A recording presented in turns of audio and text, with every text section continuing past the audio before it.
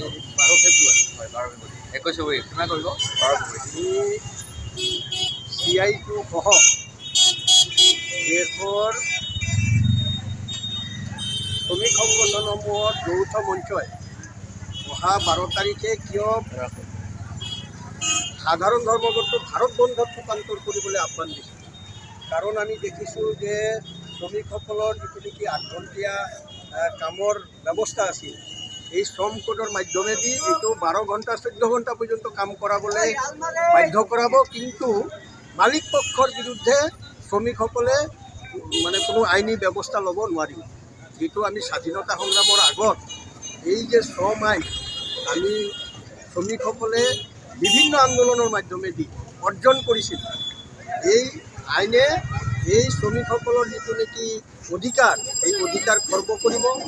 তাৰপিছত আমি দেখিছোঁ যে সৰু সৰু মানুহৰ যিটো নেকি অৱস্থা, আজি আমাৰ ইয়াতে ক্ষুদ্ৰ ব্যৱসায়ীসকল আছে, এই ক্ষুদ্ৰ ব্যৱসায়ীসকলক কি কৰিছে, FDI আনি, এই চৰকাৰে FDI আনি, ফৰেইন ডাইৰেক্ট ইনভেষ্টমেণ্ট, মানে খুচুৰা ব্যৱসায়ীত বিদেশী প্ৰত্যক্ষ বিনিয়োগ যিটো আৰম্ভ কৰিছে, এই আৰম্ভ কৰাৰ পিছতে ক্ষুদ্ৰ ব্যৱসায়ীসকলক আপোনালোকে সুধিলে গম পাব পানী থা নচৰা অৱস্থা, মাধমাৰ বুলিয়ে ক'ব লাগিব, মাধমাৰ বুলিয়ে ক'ব লাগিব।